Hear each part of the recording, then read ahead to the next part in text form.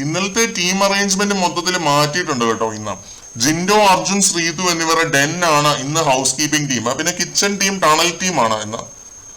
ശരണ്യ, അപ്സര, സായി, നന്ദനയൊക്കെയാണ് കിച്ചണിൽ ഉള്ളത്. അതേപോലെ എന്റർടൈൻമെന്റ് ടീമിലുള്ളത് നെസ്റ്റ് ആണ്. സിജോ, ജാസ്മിൻ, ശ്രീരേഖ എന്നിവരാണ് ഇന്നത്തെ എന്റർടൈൻമെന്റ് ടീം. ജാസ്മിൻ ആണ് ഇന്നത്തെ റോബോട്ട്.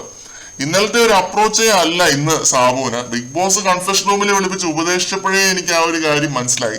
പുള്ളി ഇന്ന് അവിടെ നല്ല രീതിയിൽ കത്തിക്കും എന്നാണ് തോന്നുന്നത്. അതിന്റെ ഭാഗമായിട്ട് കുറച്ച് കാര്യങ്ങൾ പുള്ളി പറയുന്നുണ്ട് ഇപ്പോഴും.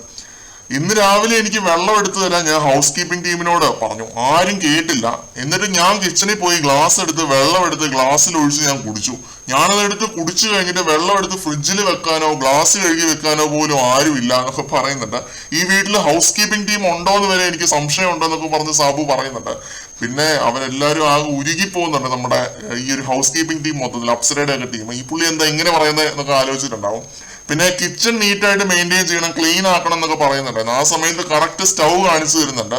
ഈ കാണുന്നതാണ് സ്റ്റൗ. എന്ത് വൃത്തികേടായിട്ടാണ് കിടക്കുന്നതെന്ന് നോക്കി ഇത് പറഞ്ഞൊരു അടി ഉണ്ടാവും മിക്കവാറും. അതുപോലെ നമ്മുടെ ജിൻഡോയുടെയും അർജുന്റെയും ടീമിനോട് ടണൽ റൂം മൊത്തം ക്ലീൻ ആക്കാനും പിന്നെ ബെഡൊക്കെ വിരിച്ചിടാനും ലോണ്ടറി ക്ലിയർ ചെയ്യാനും ഒക്കെ പറയുന്നുണ്ട്. പണി കൊടുക്കുന്നുണ്ട് ജിൻഡോയ്ക്ക് ഇന്ന്.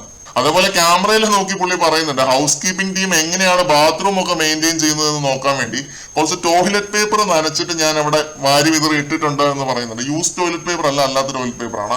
പിന്നെ സാബുമോൻ കിച്ചൺ ടീമിനെ നിർത്തി പൊരിക്കുന്നുണ്ട്. നിങ്ങൾ അവൈലബിൾ മെനു പറയണം, ഇല്ലാത്ത സാധനങ്ങളുടെ പേരൊക്കെ പറഞ്ഞ് ഞാൻ ചിക്കൻ മഞ്ചൂരിനൊക്കെ ചോദിച്ചെന്നിരിക്കും എന്നൊക്കെ പറയുന്നുണ്ട്.